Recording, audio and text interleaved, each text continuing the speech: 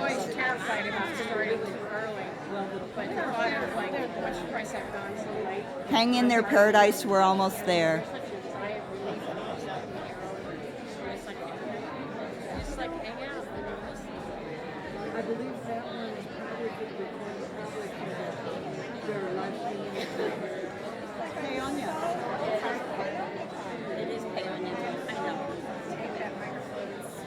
I know. I was wondering about the same thing.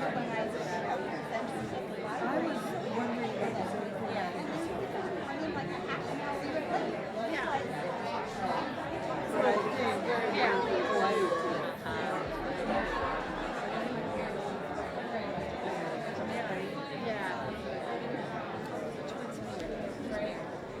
Hopefully they've cut them off at the bar.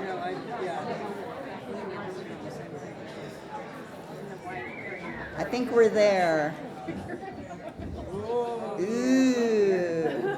Oh, now before it gets too dark, I'm not allowed to wear this t-shirt. So I want to make sure that you all see it. I can't wear it. So, I have a conflict of interest, but I don't have a conflict of interest about the message of this t-shirt, and you shouldn't either. Okay. So I want to welcome everybody to this year's Harvest of Voices, and this event is presented by volunteers of the Literary Committee of the Blue Sage, the fabulous and essential Delta County Libraries, and our very own Paradise Theater. Hey there, Paradise. I hope you're hearing every word, not mine, but the words of the amazing writers who call the Western Slope home and make producing Harvest of Voices a true labor of love. Hi. Yeah. So nobody is 100% sure when this event started, but we've been harvesting since before the turn of the century. It sounds like it's been 25 years. So that means it's kind of a silver anniversary for us. And it's a tradition that keeps filling the Blue Sage to its limit, and now the overflow is turned into a great party over at the Paradise.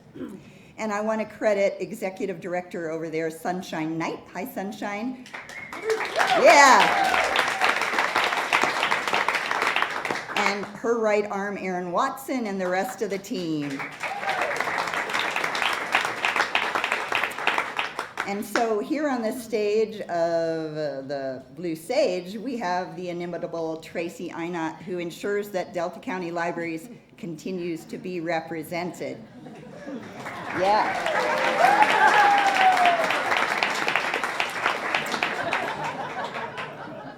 She's not going to take off her shirt, though. So Tracy makes sure that we have wide media coverage, but tonight she's here as a reader. Many of us here in Delta County wear more than one hat. So we have a lot of farmer, poets, artists, writers. It's the North Fork way of life. So there's one housekeeping detail that should go without saying, but just in case, please turn off your cell phones if you haven't already done so. And we'd like to express our gratitude to the Blue Sage Gold sponsors. And they are First State Bank of you can save your applause till the end. First State Bank of Colorado, Broth Hotel, Remax Mountain West, who apparently came in the program as scammer because their logo got flipped around backwards.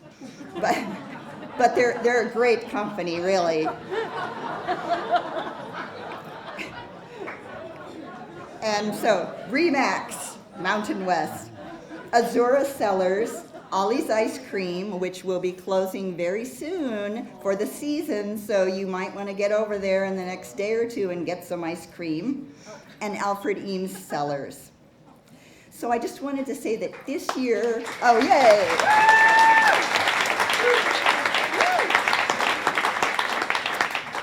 So this year we had a record number of submissions from people who wanted to read at Harvest of Voices. and every one of them was wonderful, and we wish we could have brought them all to you this evening, but the human brain can only take in so much in one magical evening. So I'm asking you to sit back and open your ears and your heart for the readers of Harvest of Voices, all presenting their original work. And the first reader tonight is the one and only Betsy Marston.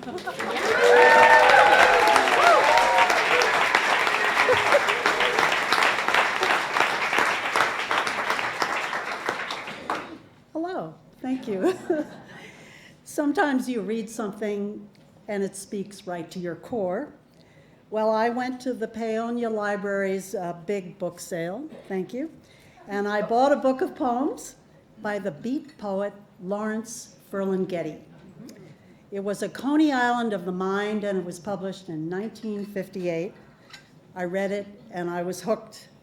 I wanted to try to write something as direct and ornery as he did, something far from pesky fact-filled journalism. Ferlinghetti joined the Centenarian Club this year, turning 100. And if you read his memoir, you'll find he is still chapped. He has always wanted more for America than America knew how to give. Ferlinghetti was the inspiration for this poem, I Am Waiting. I am waiting for elephants to write in cursive, and for forests and animals to reclaim the earth. And I am waiting for Martin Luther King to reach the promised land and proclaim it almost as fine as the red dirt of Georgia. I am waiting for the trampled shtetls of my husband's parents to once more bloom with Jewish families. And I am waiting for the Last Supper to be served with a gluten-free appetizer. I am waiting for Siddhartha to show me how to slow down and breathe right. And I am waiting to write paeans of praise for the power of the sun and the wind. I'm waiting for small wonders to add up to something even smaller. For the day you make me cry. And I'm waiting for celebrity to bore us to tears. I am waiting for the force that hovers around the planet to free the waiting dead. I am waiting for paper to beat rock and scissors every single time. And I'm waiting to stop shelling my days like peanuts. I am waiting for hubris to bring on Nemesis and for Sisyphus to finally declare victory. And I am waiting to meet again when the hurly-burly's done and the battle's lost and won. I am waiting for the arc that bends toward justice to slant with more alacrity. And I'm waiting to find out who stole the snow. I am waiting for the truth to set us free and for the ancient dead to walk, though not through my backyard. And I am waiting for a day without self-pity, for a nanosecond of joy. And I'm waiting for Donald Trump to come to Jesus and invite him to play golf at Mar-a-Lago.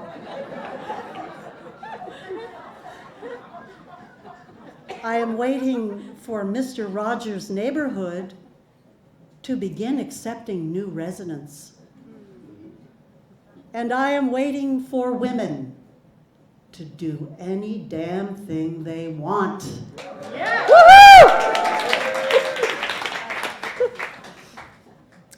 I am waiting for the secret of eternal life to be revealed in a redwood, and for time to finish digging out the Grand Canyon.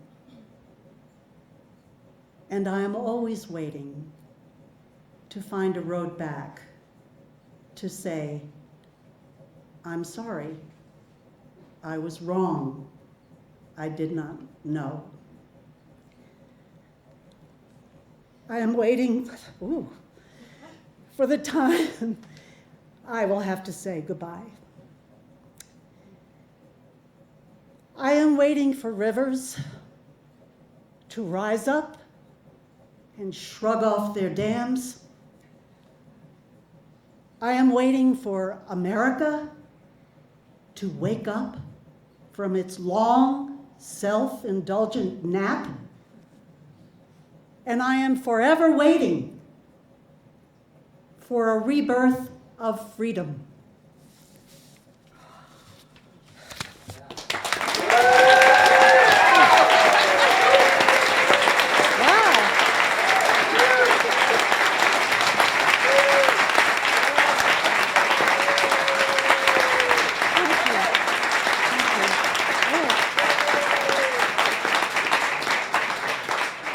It's my pleasure to welcome Jasper Childs to the mic.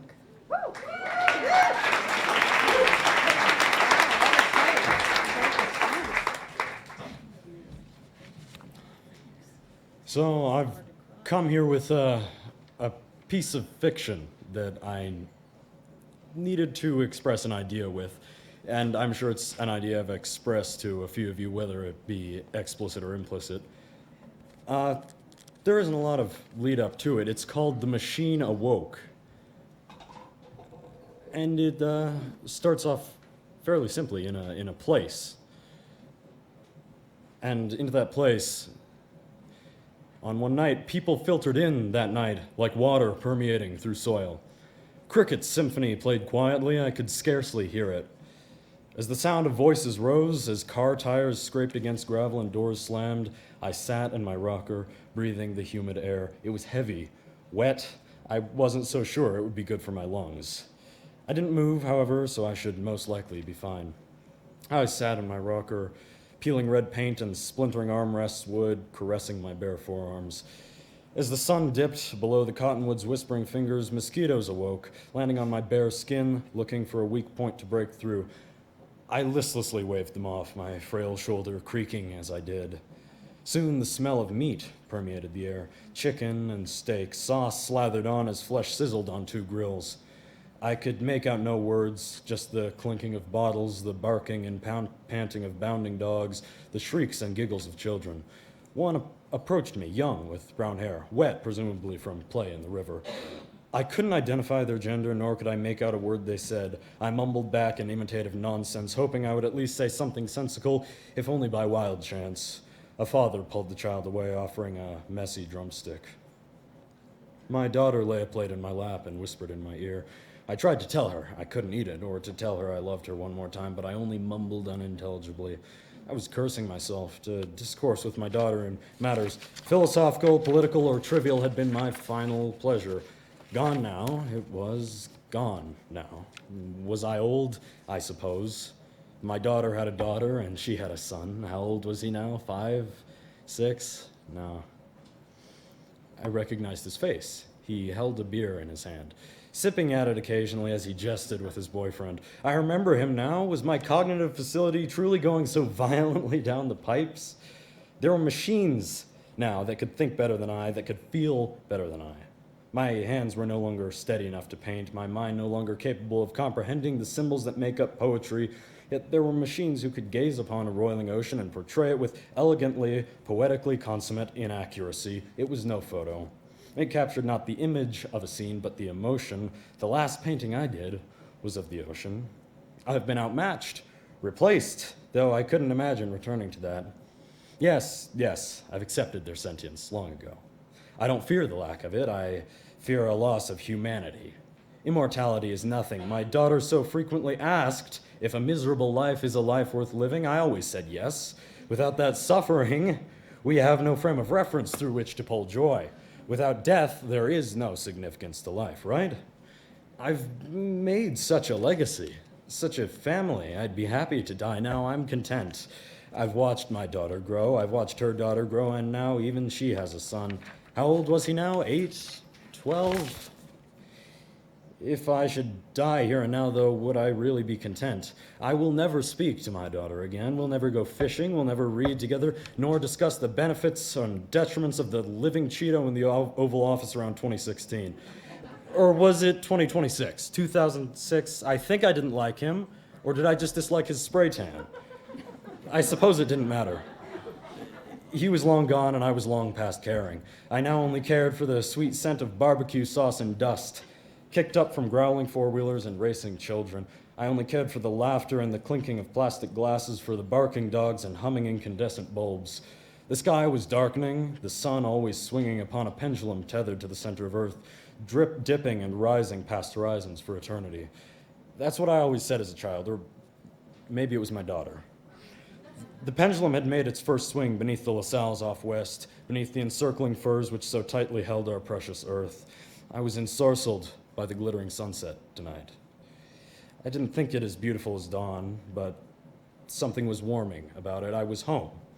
It's only a shame that my last true pleasure came while I could still convey and comprehend language. What else had I but that? In rolled the muted gray van.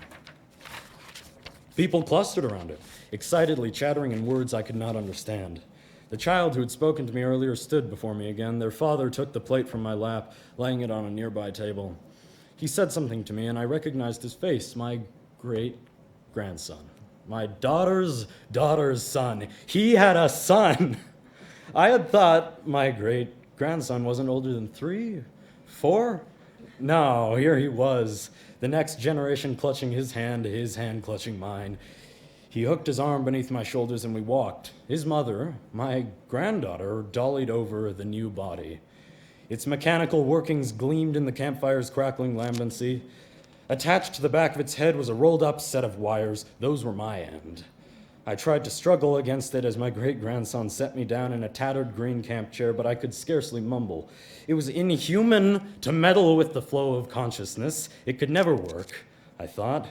A cripple with their mind hooked to a machine, the body suddenly folds over and the machine awakes, terrified and fascinated by their new body. But who was to say that we were truly moving consciousness? Yes, they claim that they had once been organic, but who are we to say that they aren't simply a clone, that their original self is dead and gone, leaving a self-believing doppelganger in their place? And if they were the same person, they were condemned to inhumanity for all their immortal life to come. I wasn't sure which I'd prefer. People stood around the fire, watching me as the doctors fastened pads to my bald head. The wires came next, magnetizing on. I felt nothing. Was I meant to feel something? I tried to reach up to pull the wires away, but my hand only waved as listlessly as it had for those mosquitoes. The scientist readied to activate the procedure. I was in fear. Then I wasn't. I had a sort of epiphany. I was still here at the potluck. At home. Home, I supposed then that I had been wrong. Language had not been my final pleasure. The machine awoke.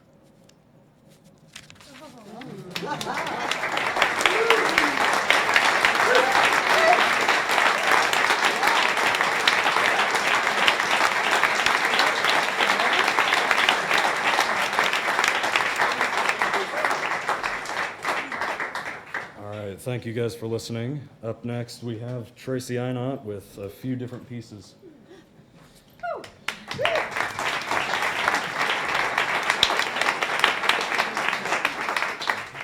Happy Harvest Fest, everybody.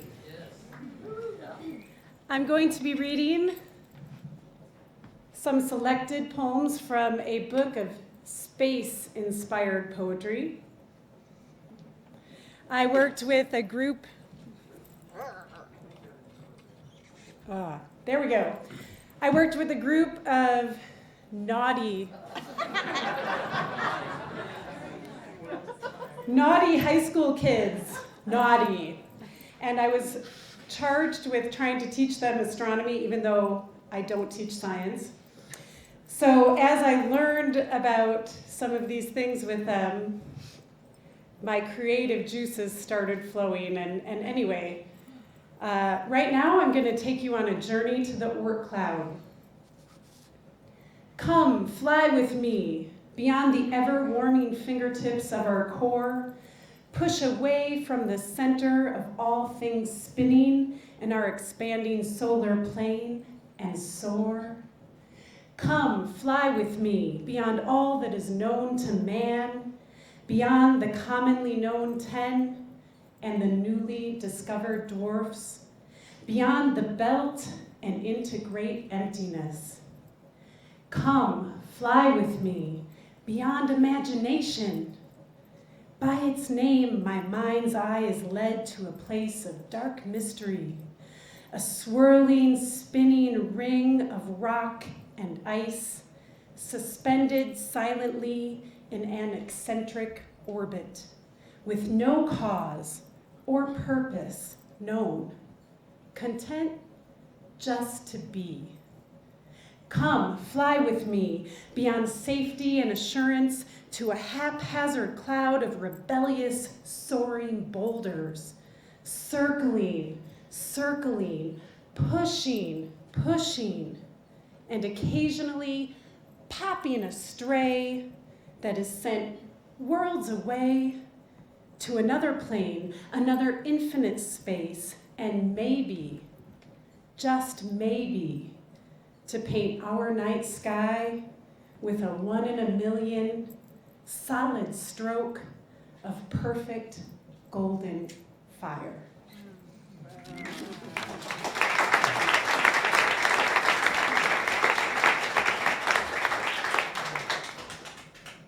Killing time with Jupiter's moons. O grand planet, how you move me. Inside your heavy looming mass, I find my weakness, and I am comforted by your strength. On Monday afternoon, I found myself soaring in the wake of your gravitational pull, your stocky magnetic field. You are dense, brilliant, mobile. Your colors swirling, spinning, apple and tangerine. You are an ever-changing surface round a solid, stable core. As I gazed upon you with my afternoon eyes, heavy, entranced, I began to wish I were more like you. Drowsy in the haze of your silent ring and calmed by the convection of your hydrogen disposition, I explored the sizzling volcanoes of your wild side and the icy cratered surface of your determination. I want to be like you, Jupiter. I want to rotate full circle every 10th hour in tiny shadows of Europa, waiting anxiously for the next set of magnified eyes to land astounded on my ever-changing surface.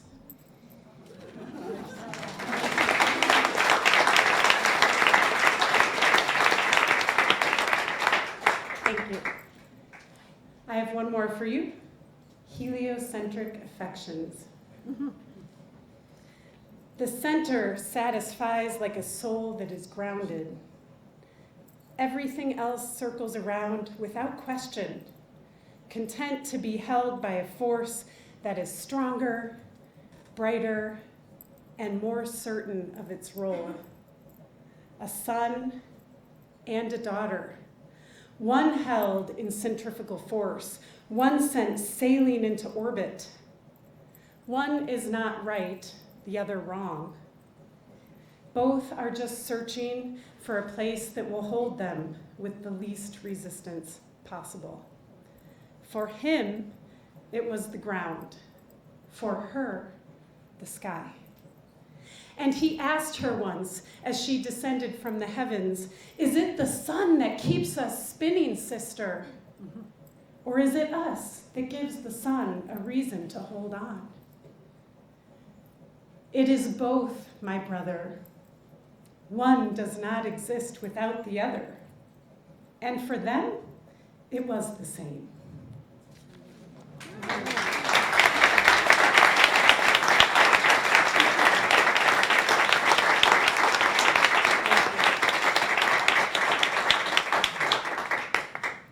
Up next, we have the lovely Ellen Steinhorst.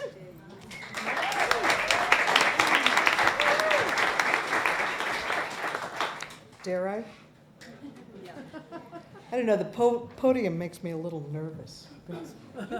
Stand over here. Can I come and stand over here? Hey, does that miss? Okay. Hey, oh, freedom. All right, I love it. Does that still show at the paradise? Does it, is it still okay? I can move back. Okay. I'm not hearing any no. So, okay, we'll find out. So I've been really wrestling recently with how to respond to the world these days, what's going on. And, and to respond in such a way that's loving and compassionate and understanding and strong. And I gotta say, I don't have a lot of answers. But one morning I was meditating, as I want to do most mornings, sitting there meditating, and this song came to me, started coming. And I said, no, I'm sorry, I'm meditating. And then it came back a couple minutes later, no. Finally, the third time I said, okay. I got up and I wrote it down, and this is what came out. You are not my enemy, I am just afraid. That is why I put you down. That is why I hate. I'm afraid that all these rules I've made somehow might be wrong. I'm afraid that if I change my heart, I will not be strong, and all my world will crumble down. I will lose what I now own, and what I have and who I am will be unknown and alone. So you are not my enemy, I am just afraid that I will lose the life I know, and that is why I hate. May I change my heart and free my soul before it is too late.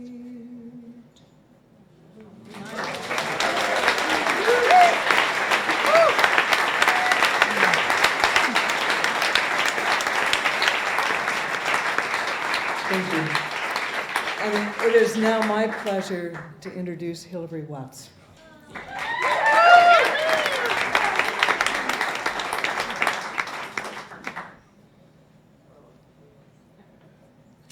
I adapted this piece from a poem I wrote in 2010 while studying medicine. It is called Cadaver Lab. The lab was always cold, I suppose to limit the phase change from formalin preservative to formaldehyde gas. There must have been around 35 of us, 4 or 5 to a body. At least once a week we'd zip ourselves into sunflower yellow Tyvek unisuits, squeeze our hands into blue nitrile gloves, and cinch on full-face gas masks. Each week I'd stand on the cold, stained linoleum floor, watching the layers revealed by incisions, palpating the boing of arteries and the sagginess of veins. And I'd wonder when I would actually feel something. Judging by the tear bursts that had swept some of my classmates out into the hall, I should have been more affected by the cadavers in the room. When one student named Christy discovered her group's cadaver had recently died of breast cancer, which had claimed her mom less than a year before, she cried like a canyon wren, pushing sobs out from the top of her lungs to the empty bottom. Aside from my concern for her and the others, all I felt was mask-induced claustrophobia and bewilderment at my own lack of emotion. Perhaps I was so unstirred because I'd never lost anyone dear, or because all the cadavers' faces were covered, Or maybe it was because our dissections had begun at the thighs. I mean, in life, I've been in close contact with only a few sets of thighs, including my own. And since I've never really liked them much, I can't say I know even my own thighs very well. What I mean to say is, I don't relate to people by their thighs, and I couldn't relate to the cadavers. And I couldn't relate to the cadavers by theirs. Well, a week or so later, we started examining the feet. Now, I have seen lots of feet and could probably even identify some people by theirs. With that in mind, I stood by for some strong emotions to come up. But they didn't, and I was worried. Not much later, I accidentally saw a face. Without consulting our group, that day's dissection leader, surprise lifted the ice blue sheet masking our cadaver's face. My eyes locked onto the old man's mouth until I peeled my gaze away, afraid of how I might react. I planted my feet as if bracing for a deluge of tears. But nothing came, other than my shame at having looked at the face without proper permission and my unremarkable reaction to it. Still, for the rest of that day, I expected to feel something dramatic. But when nothing arose, I wondered if there was actually something wrong with me. What if I was among those humans who feel no empathy? Would I be one of those doctors? You know, the ones your friends complain about for being cold and detached. Mid-year, I switched lab sections and joined a group working with a female cadaver across the lab. This body was more like mine, though smaller and frail. In fact, she was shaped a lot like my grandmother. I thought surely the resemblance would spark some emotion, but for several weeks, I merely fantasized about having some momentous inner turbulence. Eventually, I somehow gave up the expectation that I should feel something profound. Then, on a day when I volunteered to lead the dissection, I had to cut the female cadaver's hair to expose the back of her neck. I heard the familiar sound of scissors shearing hairs, and I felt the still attached handful buoy as I lightened its load. Without warning, a wave of emotion took me as I recalled the living heads whose hair I had once held and shortened. Suddenly, I could see how alive this body had been, and that a similar cold will one day suffuse my own grandmother. My gas mask fogged up with hyperventilated CO2 and tears deprived of their exit. Because each of my group members had already felt similar despair, they stood by to help me complete the dissection. Afterward, as I gathered myself, I glanced at a neighboring gurney and saw a cadaver whose face was covered, except for a stubbled double chin that looked just like my dad's. Imagining my father dead on that table, my tears redoubled their efforts and pooled along the airtight seams clutching my jaw. When the lab decanted me into the hallway that afternoon, I felt relieved at having dropped into the same toothy chasm that had chewed up my classmates. I realized that, like Christy, I had chanced across associations that helped me project the semblance of my loved ones onto these people-shaped remains, bringing them, in a way, to life. Life, as it turns out, is what activates my empathy. That year of cadaver lab weighed in heavily on many students' decisions to quit or finish the program. Yet when I jumped ship, it was less about dissecting cadavers than it was about the 16 weeks of venipuncture the following year. Indeed, sticking needles into my live classmates and having panic attacks afterward solidified my impression that I had plenty of empathy and would probably make a very caring doctor. However, my capacity to take on the pain of others was, and still is, so large and intact that I could never endure the repeated invasion of living bodies in order to forestall their dying.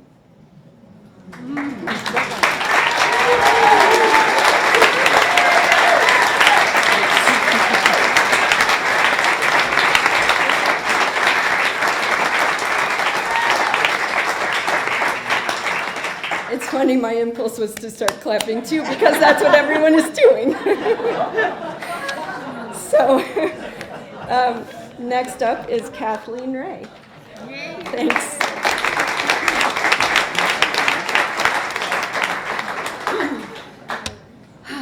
Well, I'm honored to be here and with all of these talented So we're gonna have to get artists, this closer. and we're going to have to get this closer. Can you guys hear back there? We okay? Okay, good. Thank you again. Yes, I grew up on the I'm a fourth generation family farm in Pea Green, Colorado. Yeah. So growing up in the 1950s on the farm, it was very quiet, lots of fresh air, lots of toxins, and lots of really good food. A number of years ago, I started remembering things differently, and I wrote this poem, Calloused Hands. Calloused hands still demand tenderness. They have not forgotten the gentleness, the softness of life. They require oils with the scent of myth, of mystery, and the pristine vigor of earth. Hands of a grandmother's grandmother killing chickens to feed her family, with warm blood dripping through her fingers and scalding flesh permeating her nostrils. She skillfully takes the heart, reserving it for her own at the noontime meal. Delivering babies from the womb of a neighbor, a daughter herself. Birth life settling into the lines of her palms. Massaging circles of love, understanding, and reassurance to the farm-weary muscles of her husband as he surrenders to her gentle touch and sleep. All worries gone for another day. Calloused hands of a woman need nothing but love for what they do. The most perfect embroidery upon a satin cloth was created by a woman who tends a garden of roses growing from the rocks. Thank you.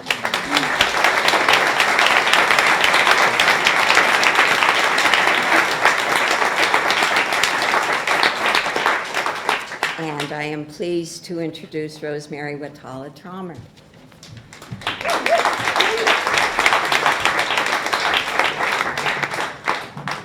Thanks, Kathleen. It's so much fun to be here. I love Paonia so much. I took this Harvest of Voices theme exceptionally seriously, so that's like me. And I came up with a little 3-course meal of poems about harvest and feasting and growing seasons. And we'll start with Cruciferous. Tonight, I have fallen in love with cauliflower. The way it gives itself so completely to the soup. How it informs the curry with tender sweetness, with bitterness. I love the way it turns to cream, how it loses all sense of its former self and is still so wholly present. I know. It's foolish to take a word as important as love and toss it around and throw it away on a vegetable. No, I tell myself. Worse, not to fall in love with cauliflower.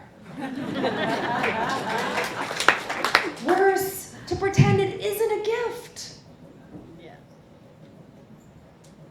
Such simple worship. A bowl, a spoon, a willing tongue.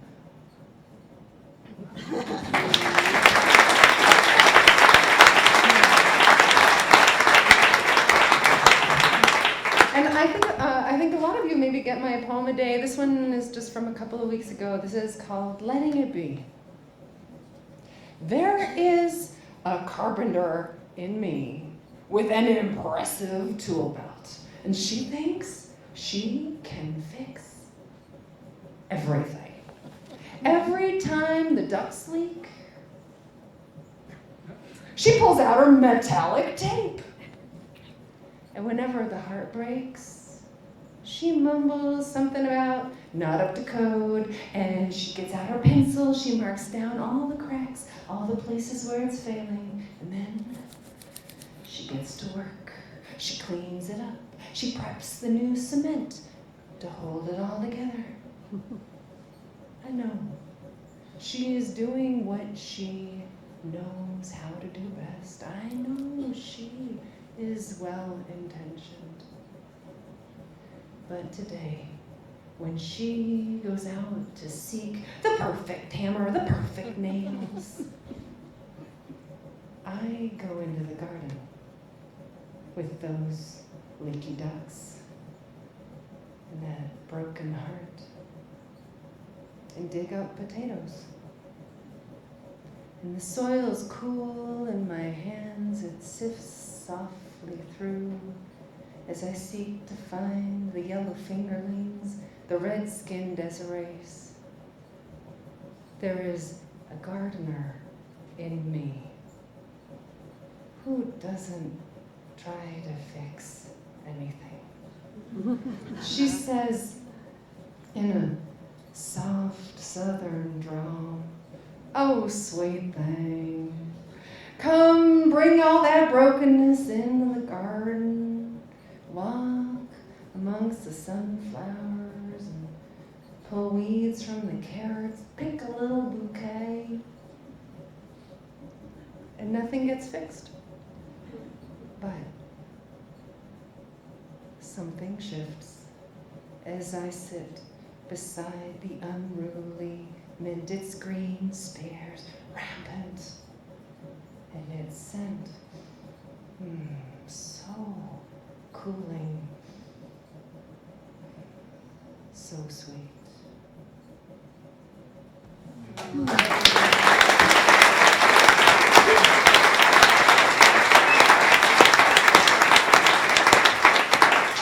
And this is about a different kind of growing season.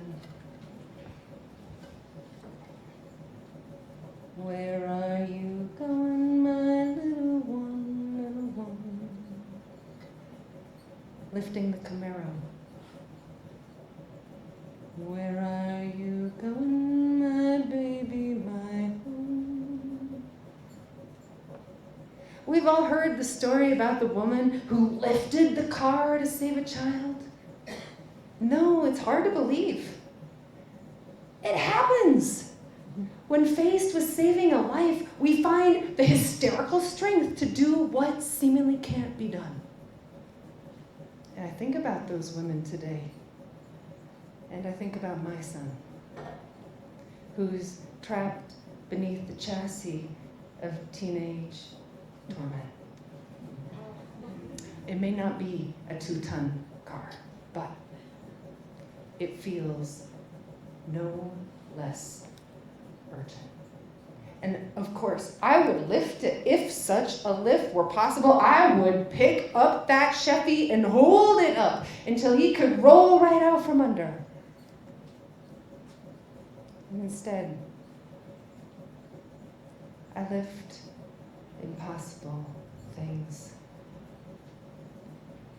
You know, we save a life in seconds, or we save a life in years. And so I hold up the crush of being misunderstood and the weight of shame and should and the press of daily surviving. And I think of those women who hold up cars. And I bless them. And I keep on trying. Where are you going?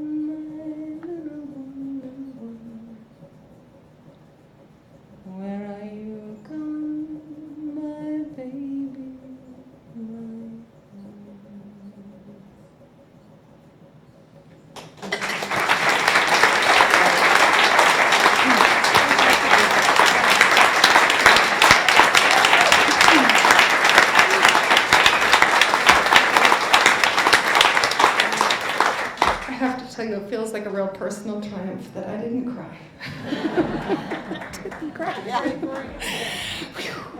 All right, so please, from High Country News, welcome Diane Sylvan.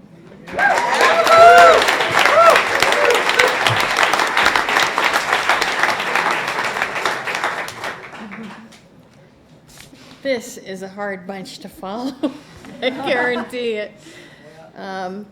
Okay, the first thing I want to say is that all of what I'm about to tell you is true as far as my experience goes. But I don't want you to think that I am trying to say that it's all good, because I had this like flash of enlightenment the other day where I realized that we only say it's all good when it isn't. So, and since I'm speaking about dental problems, you'll get it. This is of dentistry and theology, or the tooth shall set you free.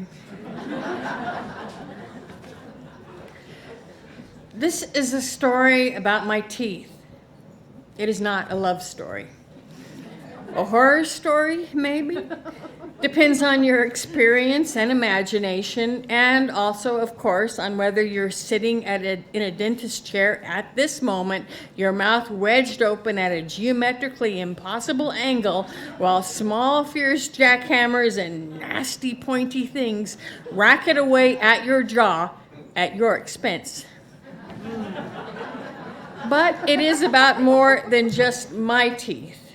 Consider it a theological inquiry into the nature of suffering, pondered betwixt my own beleaguered bicuspids. It's a mystery to me that on a planet of creatures so amazingly evolved that Arctic terns migrate 44,000 miles a year, octopuses can open child-proof containers, and trees, even Siberian elms, can communicate with each other. And yet a human being cannot bite into a perfectly prepared tomato pesto grilled cheese sandwich without shattering a tooth beyond repair. How did we end up this way? Munching and mumbling our way through life with these strange, knobbly, breakable lumps teetering drunkenly along the ridges of our gums, like the eroding gravestones of wretched peasants who died in scurvy-ridden poverty.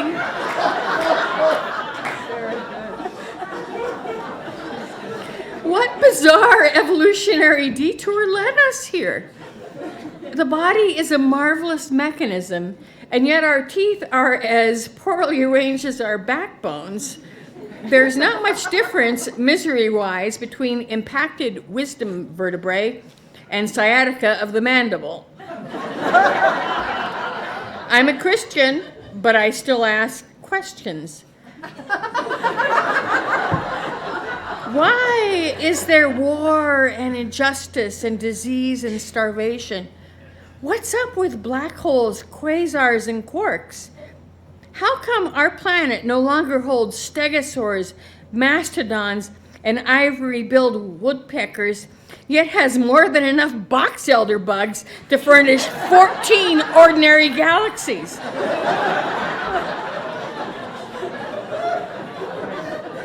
Before such questions, the wisest fall silent.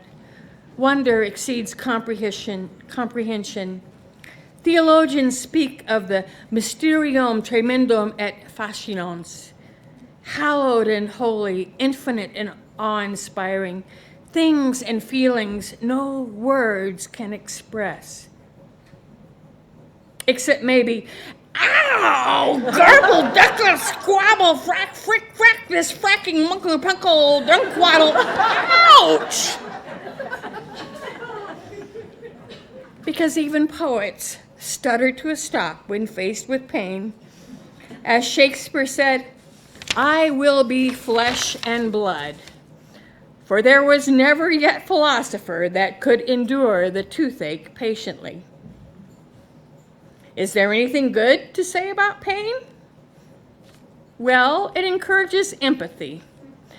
Nothing unites humanity like dental suffering. And pain has a way of bringing us down to earth, reminding us of our mortality, indeed reality, as creatures of blood and bone and flesh and brain and who the hell knows what else. Once it enters the equation, reality becomes undeniable. Nothing virtual about it. Pain reminds us that we are rooted more deeply than we might like in a bloody, bony, noisy, messy, three-dimensional world. It is also, thank God, a musical, exhilarating, flavorful, friend-filled one. But it is a world that hurts. It is solid, it resists us, and it is not safe.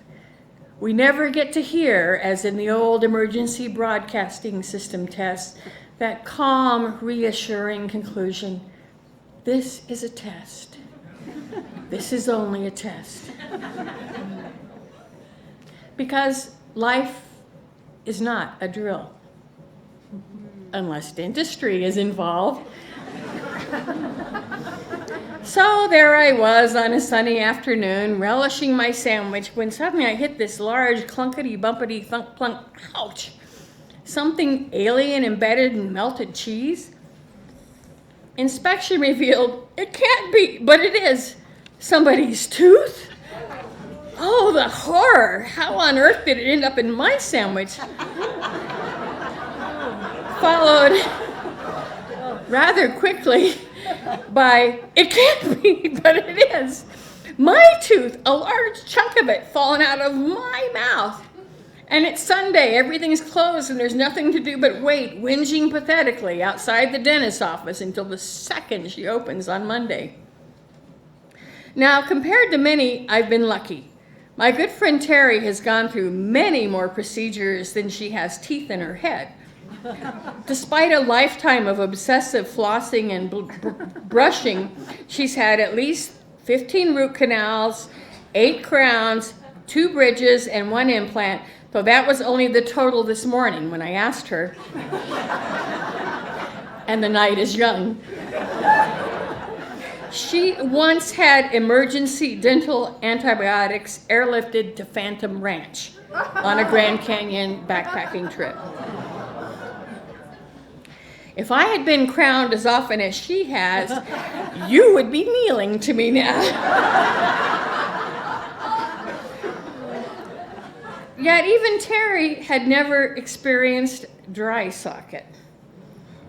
I can tell some of you have. Until 2 years ago, I too naively thought dry sockets were things you could safely plug appliances into.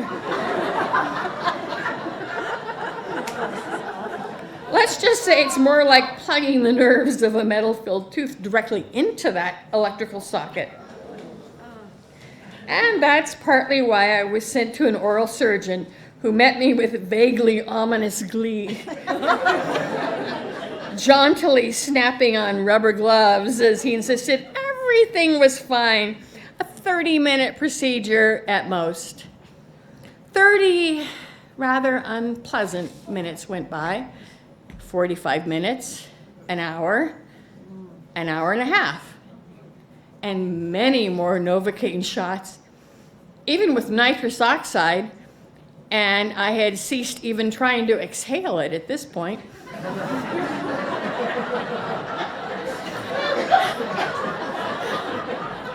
I was vividly aware of the guy hammering away at my jaw like Vulcan at his forge, muscles bulging under his tunic, muttering that he'd have to break my impacted tooth into pieces, wrenching its twisted roots out with its pliers, which was rather more information than I wanted. At one point, he paused, wiping sweat from his brow, and said bluntly, "Don't let anyone ever tell you you have osteoporosis of the jaw."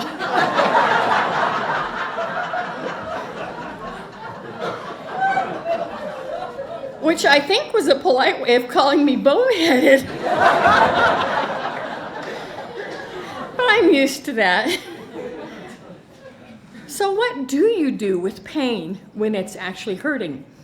I've had some experience, but experts, meaning everyone in this room who has ever had teeth, agree there's something special about dental pain. I turned to poetry, but all that came up was Gerard Manley Hopkins. No worst, there is none. Pitched past pitch of grief, more pangs will schooled at 4 pangs wilder ring. Comforter, where is your comforting? Mary, mother of us, where is your relief? Which is apt, but depressing. I tried to meditate. I tried to pray. But that Bible verse about the evildoers wailing in darkness amid gnashing and grinding of teeth, ouch. So ultimately, I just surrendered. And something happened. Maybe nudged by the nitrous. Because I suddenly felt, thought, hurt. Chill out. God is with you. And believe it or not, God was with me, in me, attempting to gently unlock my bony white fingers from the permanently dented arms of the chair. Breathing a kind of peace into my soul, sweeter than nitrous, stronger than Novocaine. I know it sounds crazy. Why should the creator of all take the time to bother with something as petty as this? Well, maybe the creator doesn't do time like we do, isn't on the clock, bound by boundaries, confined to seconds and inches and ounces and years. Besides, if you care about the fall of a sparrow, why not the fall of a tooth?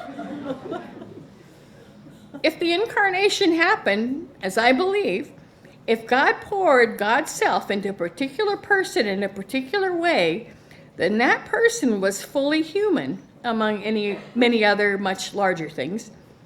That is what incarnation is, after all, divine solidarity with humankind, meaning that Jesus was a mammal with a gallbladder and eyelashes and kneecaps and a stomach that rumbled when he was hungry. And, of course, teeth. Mary and Joseph and baby Jesus teething. What a Christmas card that would make. This may not seem comforting, but one of the hardest things about any lingering pain is that it's lonely and boring and just, there. As the French writer Alphonse Daudet put it, pain is always new to the sufferer, but loses its originality to those around him. Everyone will get used to this but me. But I was not alone. I didn't have to try to transcend the pain or convince myself it was illusion or worry because maybe the Mercury in my feelings was in retrograde.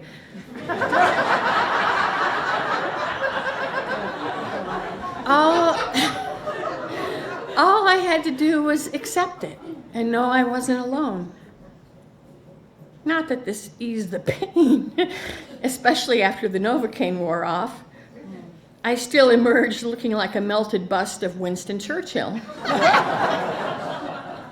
The only thing that changed was that I remembered that I was remembered, loved despite myself, and that nothing really was petty to the Creator, even a boneheaded mammal like me, stumbling through life, distracted by discomfort, but much more frequently dazzled by glory. I belong here, rotten teeth and all. The feeling didn't last. It never does.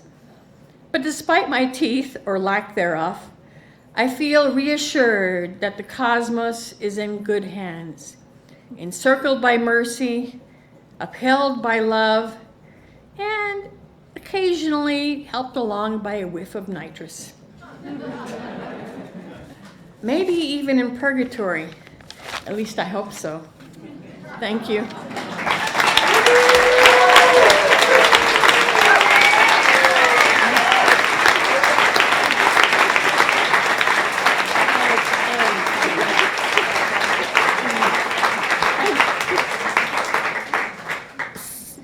So my jaw's really hurting now.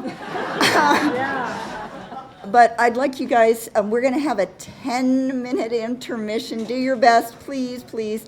And hi to everybody over at the Paradise. I hope you've been able to catch all this. And let's give one more hand to all of our readers.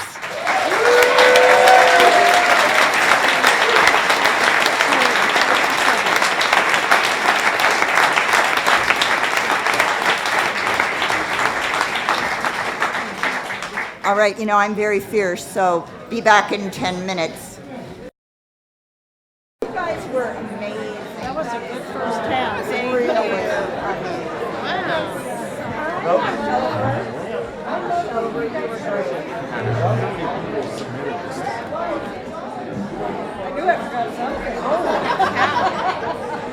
I want to read the rest of I want to read novel. The novel. I really like that. I was totally lost. Yeah, it's. I was about to say it's suffering a little ED. Thank you. Guys, the tool. I noticed this. I don't know. I heard it popped.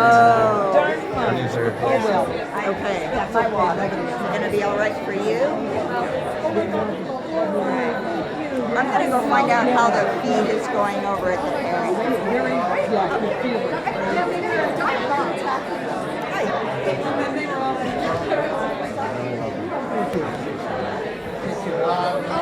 I was glad they chose it. I just tossed in a few lyrics, and they said, okay, we'll let you do this. Thanks.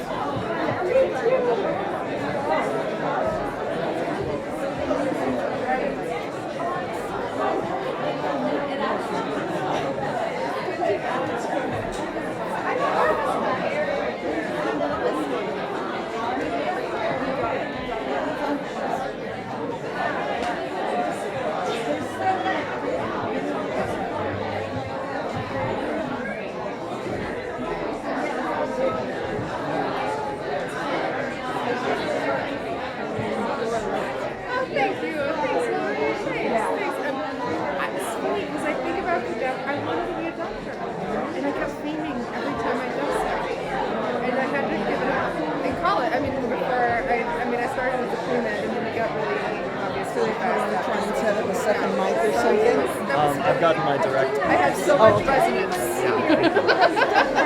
Yeah, actually don't. This is. Oh, crap. It's broken, so we need to be careful not to.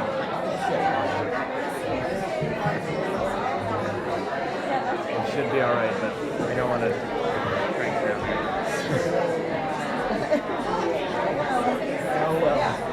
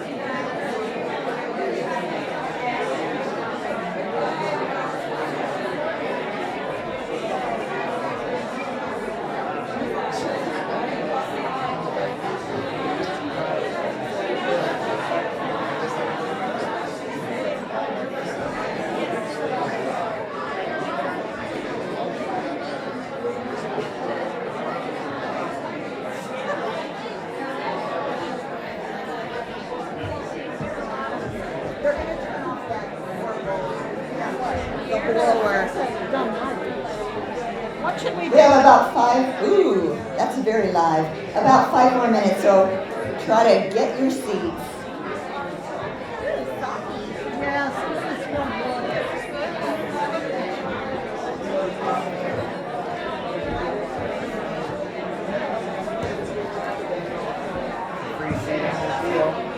Yeah, let's get rid of this one. No throne. Because we don't have this many. Yeah, you can't hide. I was gonna just nuzzle into your bosom like a baby.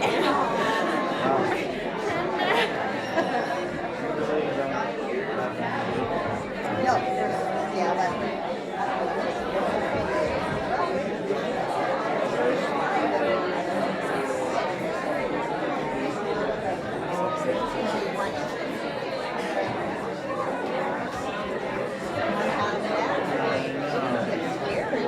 I think somebody got a little scared.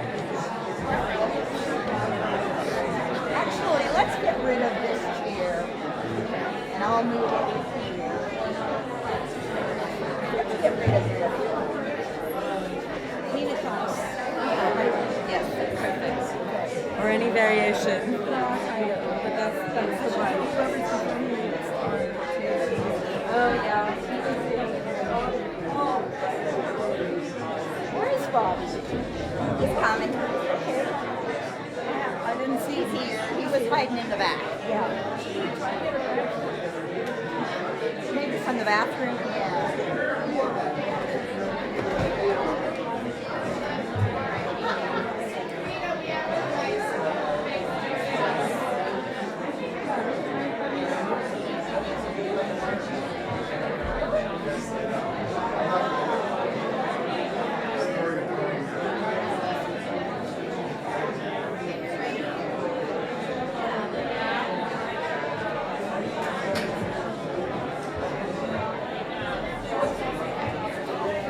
Oh boy.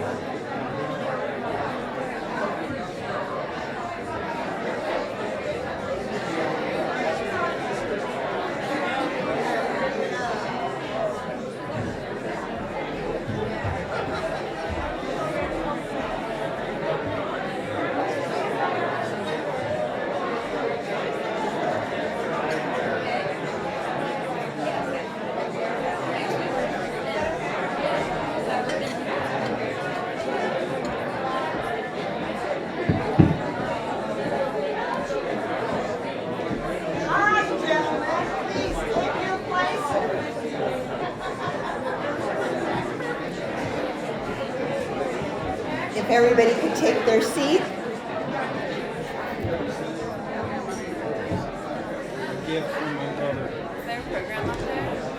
Yeah.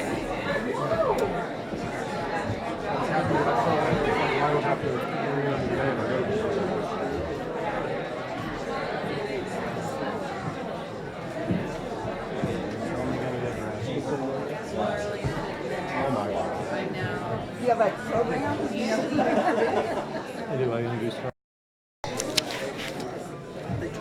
All right, everybody, find your seat. You don't want to miss anything. So welcome back. Hey, Paradise. I hope it's going well over there.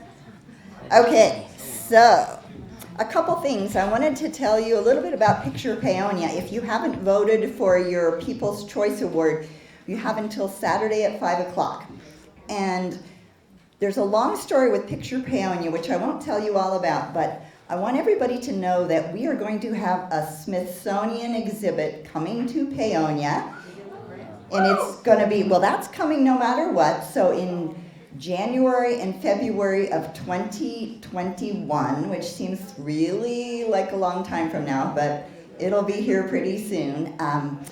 It's going to be called Crossroads: Change in Rural America. And they chose Paonia because they see some interesting changes here. It'll be here at the Blue Sage, but we have lots of great partners on that, so it's going to be a real community effort. So hopefully most of you will be here. I know we have folks from far away. Who is not from Colorado? All right, well, there are quite a few of you. I know there's people here from California and Florida, and I'm not sure all where else. Wisconsin, okay. So thanks for joining us, all of you at the Paradise. I hope you're sticking with us. It was an amazing first half. Someone said, how can it keep getting better? And I think I'm going to start a movement to put together a book of Diane Sylvan's pieces from Harvest of Voices. So we will have more on that at some point. So when the Smithsonian, we found out that the Smithsonian is coming to town, my jaw is still really sore, we decided to have something leading into it besides Picture Paonia. So we are going to have a really exciting literary festival called Story Fest here. It's going to be a writer's symposium, but lots of other things besides. It'll be a real community event also. So mark your calendars for the last weekend in June of 2020. So, and a couple of our presenters are presenting tonight. So one is Craig Childs, one is Rosemary Iatula. We're going to have Jonathan Thompson, it looks like, who is now, I think, in Bulgaria. And he's going to be joining us, not remotely, but live, as far as I understand. And the wonderful Laura Pritchett, great writer, Yuri Tchaikovsky. It's just going to be amazing. So don't make any other plans for that weekend. So I want to talk about a little more about Picture Paonia. I don't know who is here. Our first prize winner is Patty Keach, great photographer. So, yeah. And we have a wonderful judge. So Sandra Lee is just incredible, and you can look her up on the internet. Her last name is going out of my mind. But what is it? Kaplan. Sarah, yes. So Sandra Lee Kaplan, and she photographed for Vogue. She did all the photos of people like Frank Sinatra. So she's a big wheel, and she did the judging, but we really want to get your votes for the People's Choice. And I'd like to recognize the members of the literary committee. So whoever is here, could you stand up and wave? It's kind of dark back there. Yeah. And a couple of them are here on the stage, Tara Miller, Bobby Haas. And, I almost forgot something. Could we have Mary Bachran up here?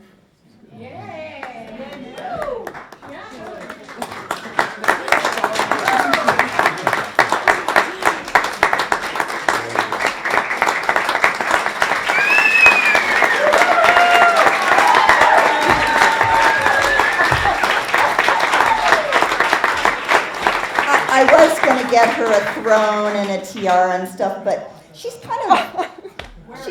kind of a casual type, so we just thought we'd get her more like food and things. But Mary has done so much for the literary committee. She's made sure that these events have continued to happen. And we are losing her, but she'll be writing. So you'll be seeing her up on the stage, I'm sure. So on behalf of all of us, this is for you, Mary.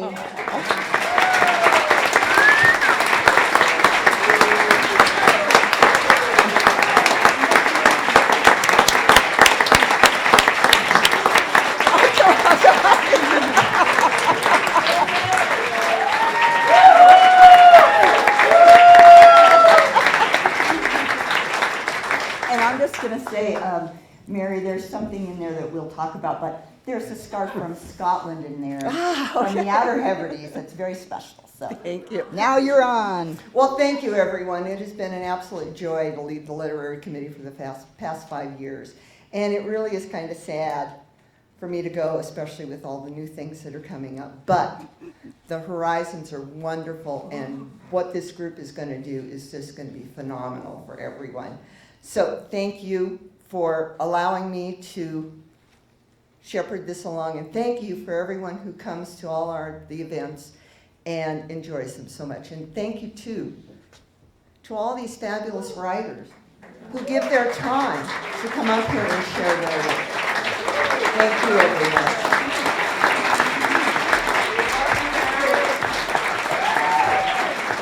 And somewhere back there, I think Deborah Musicar, are you hanging out back there, Deborah, hiding? So Deborah is the executive director here at the Blue Sage, and these things wouldn't be happening without her. So I'd like you to give her a hand also.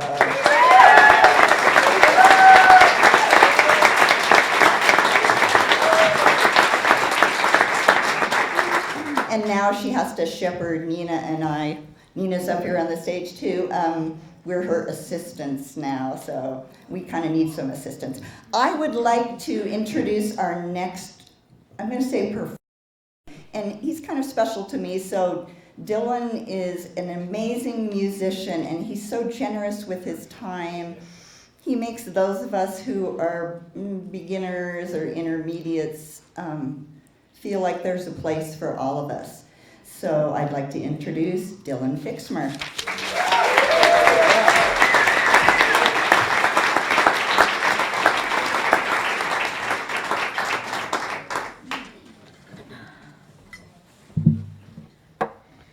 I'm really glad my 5th grade teacher is not here tonight because she would have started writing on her paper.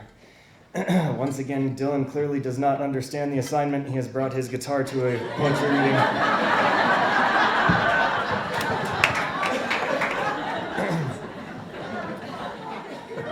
The song I'd like to perform for you comes from a little bit of weird inspiration, but I had a conversation with my dad a couple of years ago about why I was going hiking in Europe. And he said, "You're going all the way to Spain to climb a mountain. You live in Colorado." I said, that's true. And at the time, I didn't really have an explanation. I was just like, well, I like hiking. I'm going to go and hike a mountain. And I went and hiked that mountain and came back down and hiked more mountains and couldn't think of a reason why I had done that. But then I was playing Irish music. I study Irish flute, and I was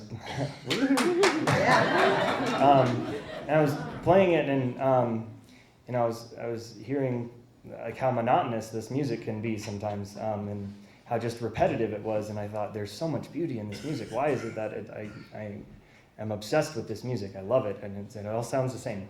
I realized that, and the theme of this song is that though every mountain and every tree, you could kind of say, well, that tree looks like that tree, looks like that tree, looks like that tree. And it's really not about the fact that it is a tree, but the fact that it is a tree. And it's that tree. And that tree is different from that tree. And that mountain is different from that mountain. It's the minutia that actually makes a big difference to us. And as I was hiking through the Raggeds Wilderness and the Gunnison Wilderness this summer, I discovered just how much of it I really do love. And it is all the tiny bits and pieces that are in between, all the tiny variations. So this is a tune called When I Went to the Mountains.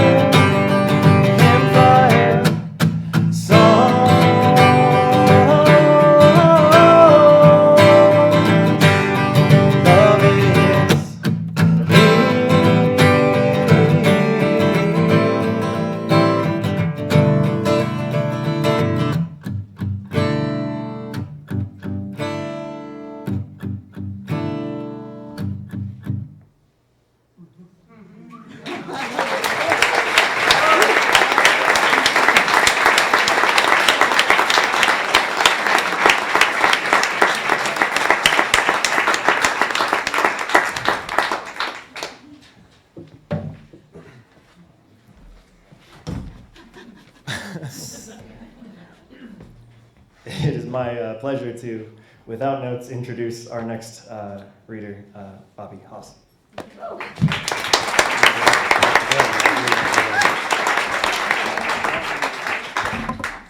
So we are, how's that better? All here because we love literature, and if we love literature, that means we love libraries. And if we love libraries, ours is in need of help. So the ballot initiative coming up, 7A, keep it in mind and watch out for it. I've got, with apologies to the committee and to the people who printed your program, I've changed the title of this. So, 50 years after Woodstock, or the drug that killed off the hippies. They've always wanted to kill off the hippies. Hippies come in all shapes and sizes, but the brand is exemplified by the long-haired guy with a beard, sandals, and the need to get a real job. He walks around saying, "Peace, man." The most famous of these hippies, they actually did kill off, though it was some time ago, and the lingo was different, so he walked around saying, "Peace be with you." But they killed him off nonetheless, not least because he also walked around helping immigrants and poor people, promoting the purity of lambs and fooling around with lepers. And he had some crazy damn hippie ideas, like we are responsible to each other and have an obligation to the least among us. He saw the good in sinners, and by that he meant folks who had taken a wrong turn against the rich and powerful. And speaking of branding, here's a crazy reality that would be unfathomable to anyone looking for consistency, decency, or honor in the workings of our world. Nobody blames the people who actually killed off this uber hippie.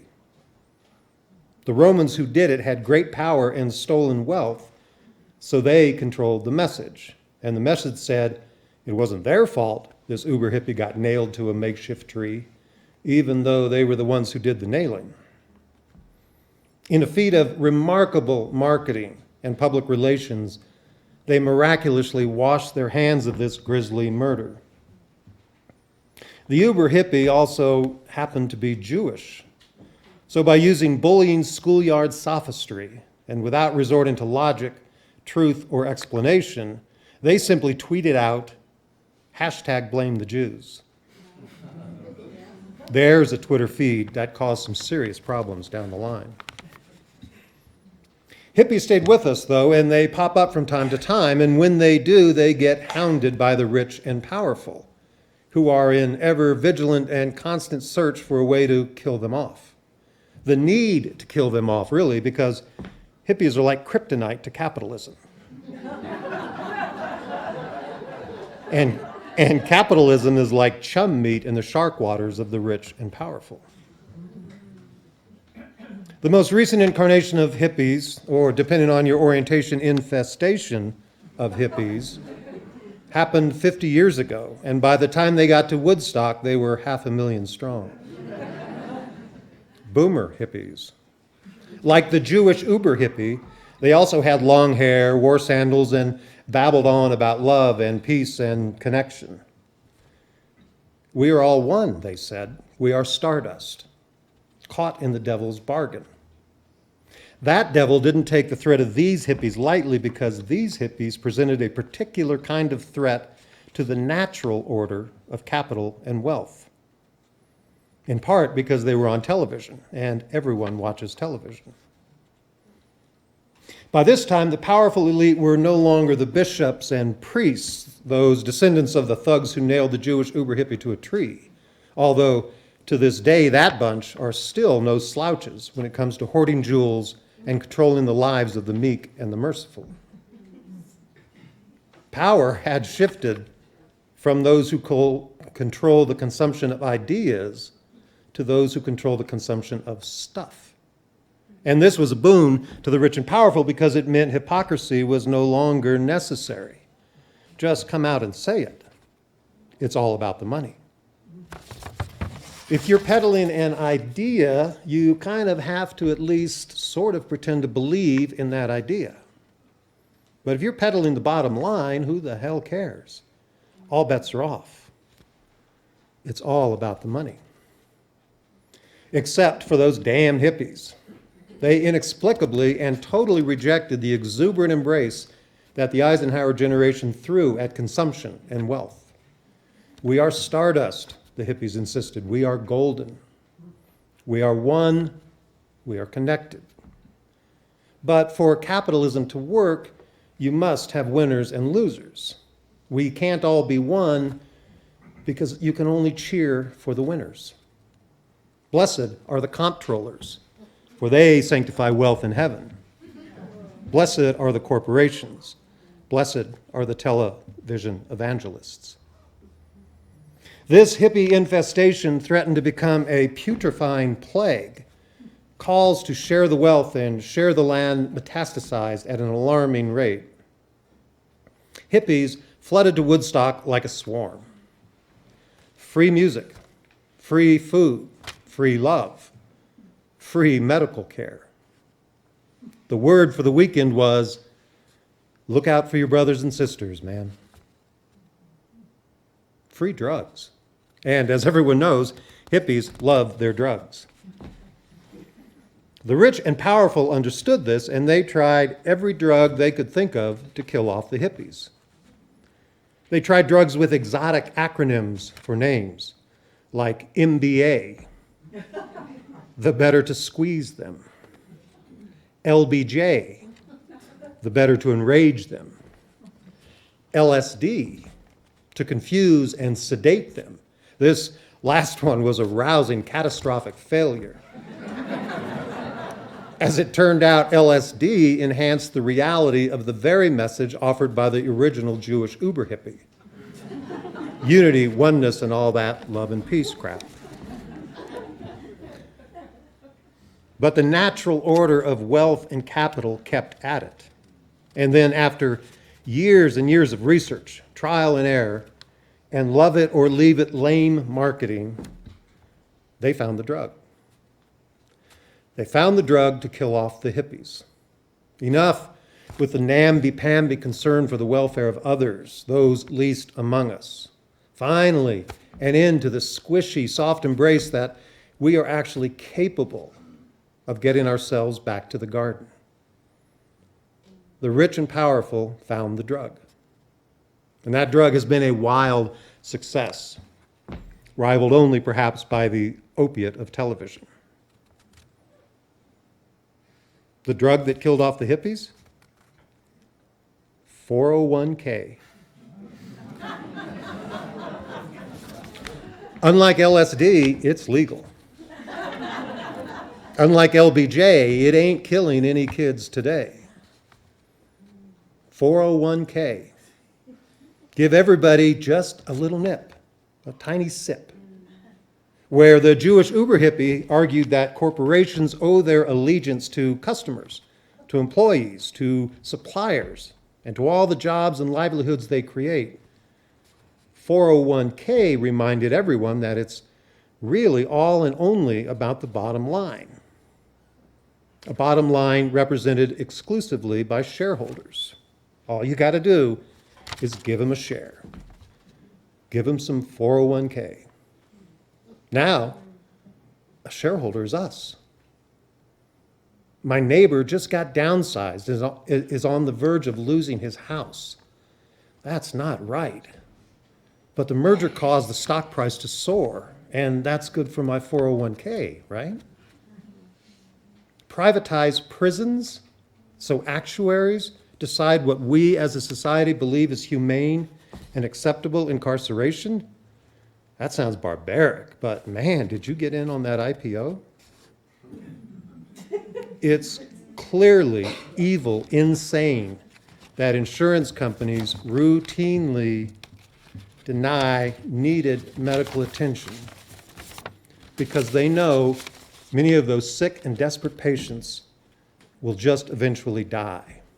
But damn, Humana's 8% of my portfolio. 401k. Hippies are dropping like flies. 401k. Anyone know where I can score some?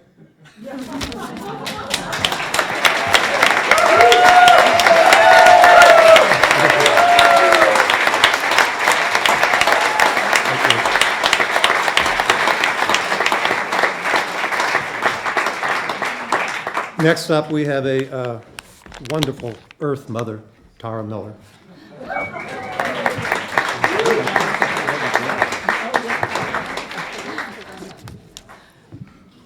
With the gloves.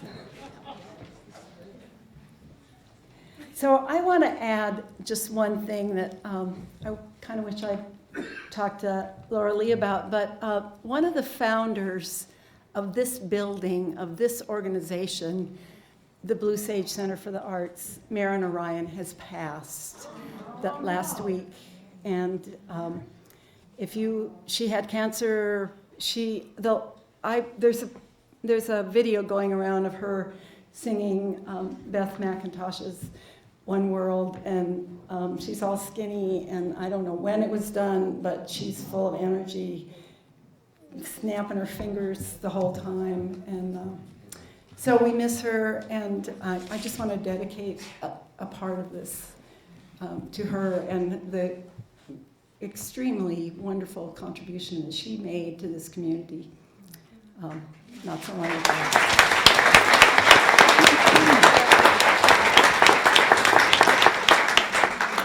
So I don't know about Earth Mother, but I am definitely a gardener. And this poem is called Every Season Catches Me. Every season catches me by surprise. Will the snow ever melt?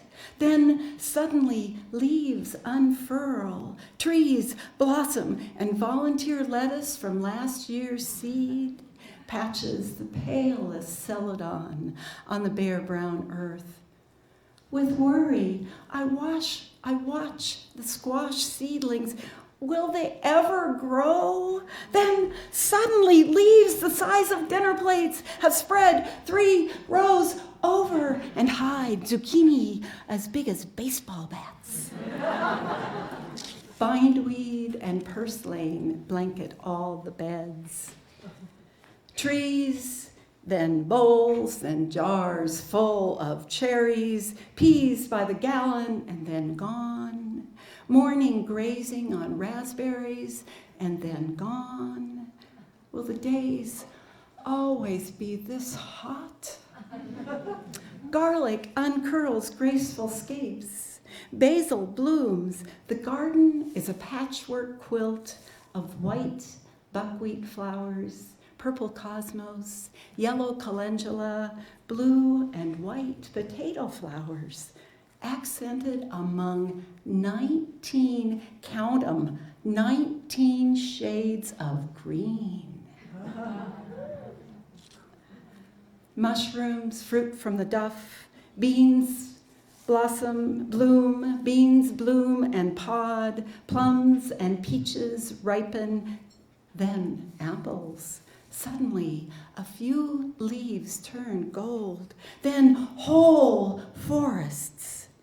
I am as shocked by the first freeze of autumn as I was by my first gray hairs.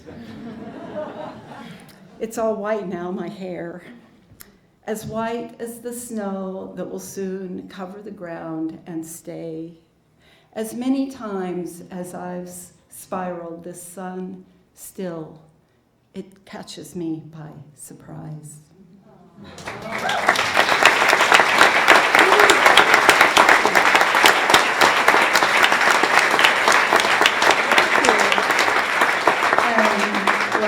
Welcoming to the stage, Nina Klaus.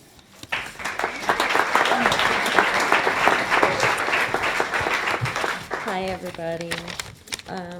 So this first poem is just about that magic of the garden, and I think we've heard that a lot tonight. So it's kind of how when we go into the garden, it connects us with our lineage, it connects us with our ancestors, and it's something that's very dear to us because we help in that cultivation of new life. and it's called From Within the Garden. Here, my grandfather taught me of the precious things, of how a seed planted with a prayer and tended with faith may grow to bear fruit or a root for harvest. Here, my children learn how life is not a promise, how some soils inhibit life, how some seeds produce weak plants, how the unexpected can thwart life. Life is not a promise, we learn, and growth is work, which is why faith is required. At any moment, faith can be lost. Plants abandoned, wither, and die, and the possibility of the future is gone. I have learned this before. Yet we still fill with the inexplicable thrill and pull at the thought of new life. The gravitation towards the swelling belly of a rosy-cheeked mother-to-be, the first sprout of a newly planted seed, all the experiences yet to come, all the life not yet lived, all the possibilities of the harvest. New life bursts the ambivalence of hope and fear. We tend it with faith and a prayer for a better future. Beyond any despair, we yearn for the continuity of that which is good and pure, and the hope that such things still exist, a faith that we may see it within the eyes of our first grandchild, or in the bounty of a harvest cultivated with our own 2 hands from within the garden.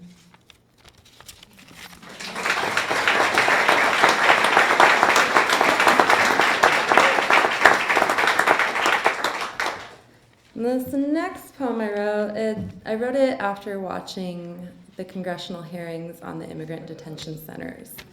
So there's some of that integrated in there, and I really wanted to focus on dispelling the idea of a group of an other. And when we do that, we dehumanize people. So I wanted to share some of the culture of Central America and Mexico and just the beauty of that. And it's called Ode to the Immigrant of Latin America.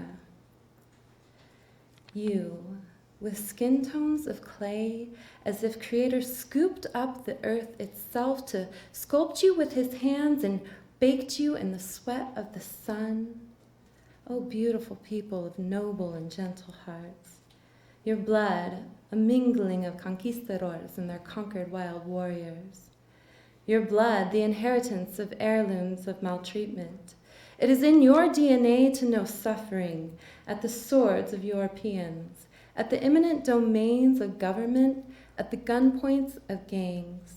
And for this, your tears fall hard and precious, teal-colored topaz like hummingbird feathers. So you travel on tired, leathered feet across mountains and plains, deserts and rivers, like the sad little birds of the Venezuelan savannas, praying to return to your homeland someday when her honor is restored. Ay, pajarillo, pajarillo que canta por donde quiera. And through your suffering, you still find beauty to sing about. You travel with the souls of monarchs which sail like kites upon humid winds to land upon the threshold of a new day. I wish I could greet you there with baskets full of sunflowers and chili peppers and cocoa beans. Beyond the streets of Juarez, you still dream of the freshly painted fields of the springtime.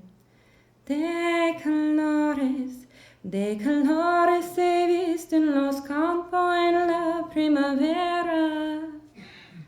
How I wish to wrap you in sheets of indigo and golden stars embroidered from the borrowed threads of the night sky. Instead, you are greeted as intruders. If only they knew the medicine in your roots. If only they knew you sprouted from the blown seeds of generations wishing for better futures. Generations of strong hearts pumping with love and family, tradition, resilience, suffering, and beauty. Smoldering souls of fire refusing to surrender to extinction. Que tu pueblo con ánima fiera antes muertos que esclavos será. So the day you see justice and peace, I will sing your stories with you. Oh, beautiful people with noble and gentle hearts. Because regrettably, this is all I have to offer. Thank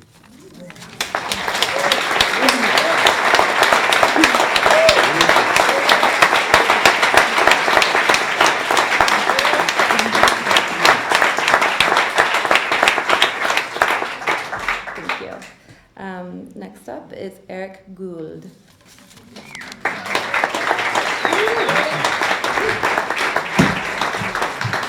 Hello. Hello.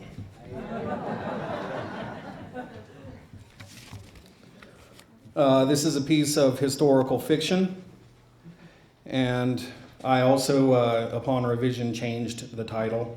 I went back to its original title, which was and is The Lamentation of Otis Lamborn.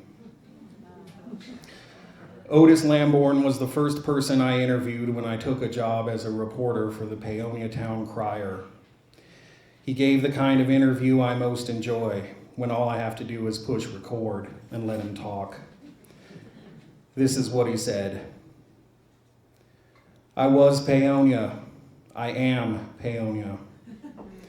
I was born the same year she was, 1902. And I'm here now, 118 years later. I've seen it all. The cattle wars, the world wars, the depressions and recessions. I saw the coal mines expand, crash, and then get reborn. I've seen the rise of the boutique farms, the nonprofit organizations, and I've seen maybe 30 or 40 vintage clothing stores and art galleries open and then close on Grand Avenue. I was here before all the hippies showed up and started growing their weed. Back in my day, having a drink was enough bracer to get you through life's challenges. Then they declared prohibition and had us drinking moonshine out at Bell Creek.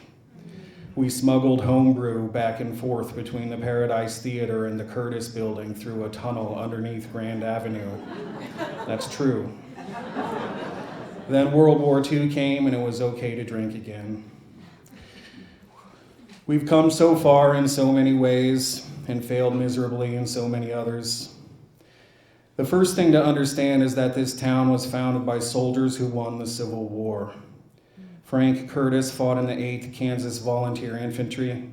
He was wounded for the second time at the Battle of Chickamauga and was discharged as disabled.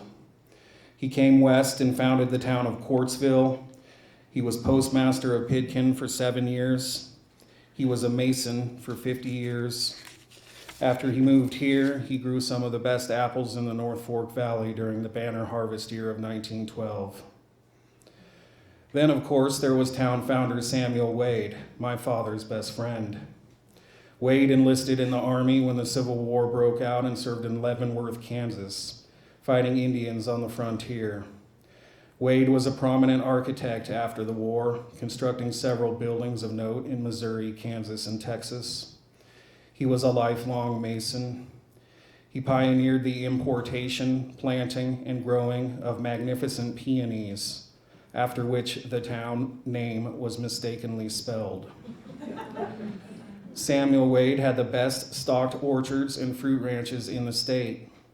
He received first prizes at the Colorado State Fair in 1889 for his North Fork Valley apples and grapes.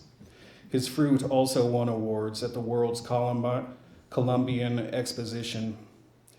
He represented Delta and 4 other counties in the Colorado House of Representatives. These were the kind of men that founded Paonia, American giants. But as we know, very early on, Paonia also attracted rogues and outlaws. My favorite was Sam Angevine, who I never met, but my father did. Angevine came to the North Fork Valley by way of Nova Scotia, Canada. The man was notorious for his temper. He had a Colt 6-shooter with trigger notches that he had filed away. He could release the hammer with his thumb and thereby gain an advantage on the draw. He was a stone-cold killer. He shot his neighbor, John McIntyre, over a cattle claim dispute. and he killed Riley Adams over a fish trap controversy. Eventually, he was driven mad by the ghosts of his victims. It was said that people could hear him screaming on windy nights out at his shack near Midway. Eventually, his thumb dropped the hammer on his final bullet, the one that went through his own head. Another founding father I love is William Clark, an itinerant preacher. Clark arrived with the first party of explorers to the North Fork Valley, led by the Hotchkiss brothers. When he got to Paonia, Clark preached his own individual brand of frontier Christianity. His legacy was lasting. There was one year in the 1960s when Paonia had the most churches per capita of any town in America. Also true. Soldiers and scoundrels and religious freaks and farmers and ranchers. That's who made this town. That's the psychic stew that has existed around here for these many years. Paonia has drawn free spirits to her since she was founded. Another one of my father's friends was Wilson Rockwell. He was a longtime journalist and writer in Paonia, perhaps the first in a long line of creative types to draw artistic strength and inspiration from the fertile North Fork Valley. This is what he wrote about some of our other town founders. Among the most colorful and interesting characters of the North Fork were its mountain hermits. Like the early day cattle kings and cowboys, they have passed on from the present scene, carrying the undisclosed motives for their lonely sojourns to unheralded graves. These unusual men made their appearance amid the quiet, picturesque North Fork Mountains from different parts of the world. So far as it is possible to see into the heavy mists that surround their past lives, many of them appear to have once been leaders of power and influence in their respective communities. They were all strong individualists of varied temperaments, seeking escape from a mysterious foe. The hidden reasons for the reclusive existence of these mountaineers may be passed off as fear of the law, broken homes, or disappointments in love. While these and other factors undoubtedly played a part, the real cause of their abnormality lies in something deeper and more complex. They continued to exist in the land of the living until a merciful fate finally brought them peace and possibly a new chance. Like I said before, I was Paonia. I am Paonia. But I am not Paonia's future. Soon I will be as dead as Samuel Wade and Sam Angevine. And then Paonia's legacy is in your hands. Into your hands, Paonia commends her spirit. I hit stop on my recorder. That was the end of the interview. Thank you.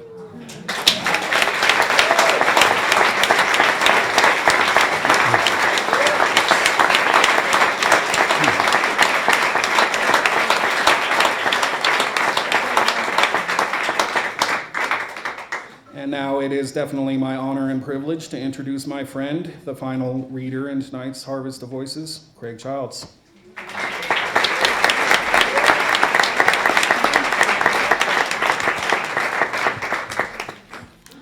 Hi. I'm still alive.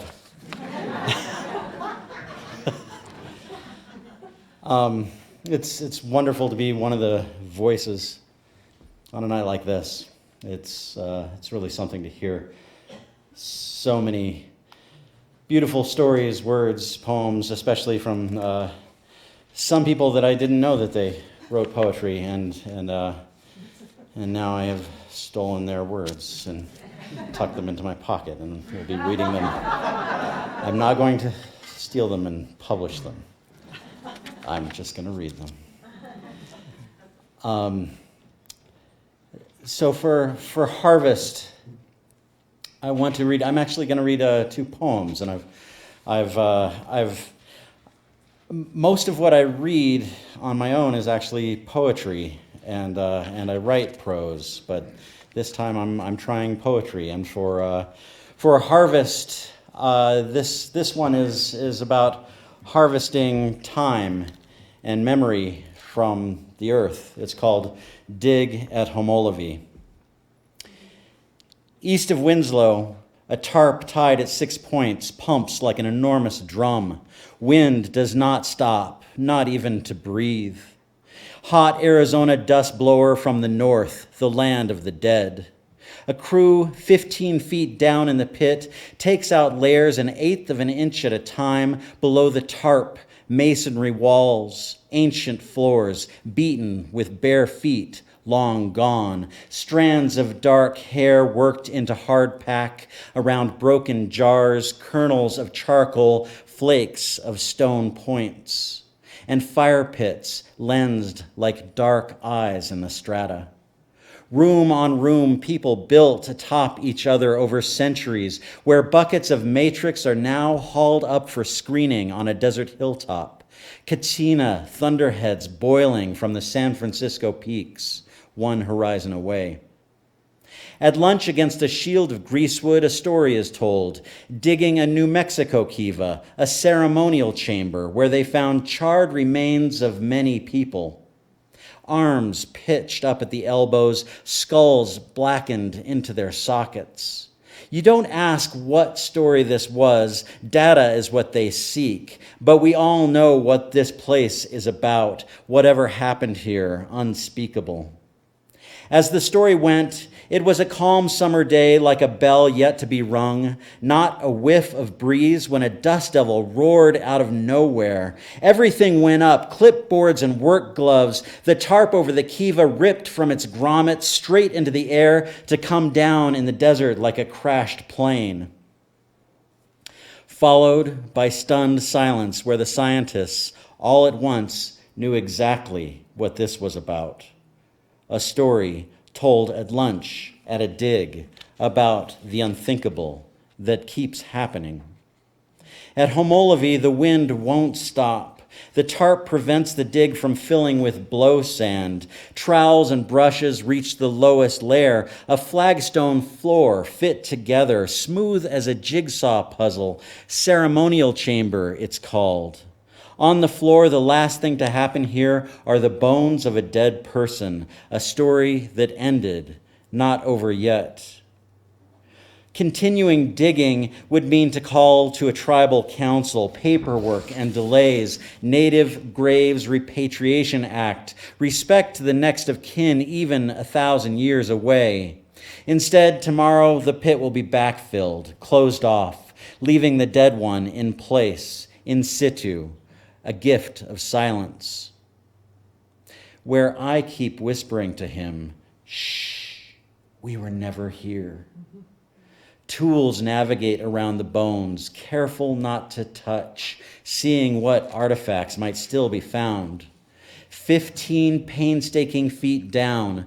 The woman digging beside me is pissed after all this work. She's from Mexico, an archaeologist used to temples and backhoes. She says Mexico has no such laws about the dead. Tribes are archaeology, ancestry made for storage. Whenever she starts to expose another bone, she says, "God damn you," while threads of hourglass sand pour in from the edges of the tarp. Fine-grained mounds building around us, the wind putting this dig slowly back to sleep. Thank you.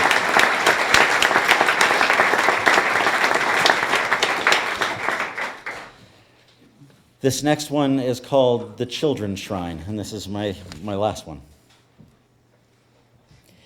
In the desert of southern Arizona is a shrine where children are said to have been sacrificed. No sign marks the way, no trail amongst saguaro cactus and creosote bushes on the Tohono O'odham reservation. Bound together is a circle of dried, thorny ocotillo branches, forming a boundary, an entrance to a pile of rocks in the middle strewn with toys bleached by the sun. Dolls and toy cars, games, jacks, rubber balls. Some are fresh. Some are old, baked till almost gone. Who knows how old this story is, how long ago water is said to have sprung from the earth and would not stop, endangering the world with a flood that might never end. The adults were full of fear. What would happen if the floodwaters didn't cease? The people would drown. The world would go under. So they did the unthinkable. They sent 4 children into the hole where the water issued. They drowned their own in this place in the desert to stop the water, to save the world. When the flood subsided, they piled rocks over the hole, where toys now gather as people come back to mourn the 4 children, a sacrifice so great, so powerful and unforgettable that they keep returning to leave offerings, remembering what was lost to save the world. You know what? Fuck that. Let the world save itself. Stop killing our children for the sacrifices we have to make for the world when it tears apart. Give your offerings to the children who have already died, who hid with their teachers but could not get away. It must end because their deaths will not save the world. The only one who could save this world now is us. Thank you. Thank you.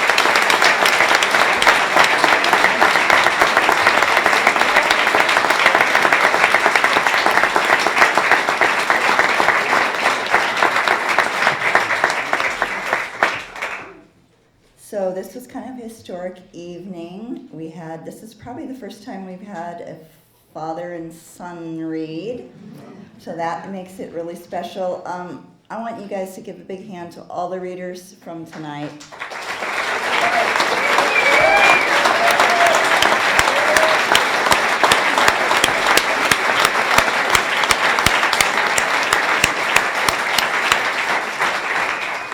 Thank you so much for coming.